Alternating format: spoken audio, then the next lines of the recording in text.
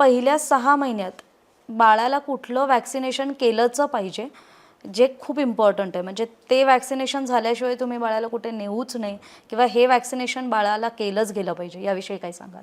बाळ जन्माला आल्या आल्या हॉस्पिटलमध्ये BCG, पोलिओचा ड्रॉप आणि हिपॅटायटिस बी हे 3 वॅक्सिन देणं अतिशय गरजेचं आहे. आणि आज कुठलंही बाळ हॉस्पिटलमध्ये जन्माला आल्यानंतर हे इंजेक्शन्स दिल्याशिवाय बाळ घरी जात नाही.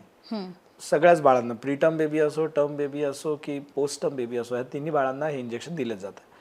6वा आठवडा, 10वा आठवडा आणि 14वा आठवडा, उदाहरणार्थ 1.5 महिना, 2.5 महिना आणि 3.5 महिन्याला पोलिओचं इंजेक्शन, कावीळची पुढची लस, DPTची लस, डिप्थेरिया, पर्टुसिस, टेटॅनसची लस, रोटाव्हायरस आणि निमोनिया ह्या लसी बाळाला 1.5 महिना, 2.5 महिना आणि 3.5 महिन्याला देणं गरजेचं असतं.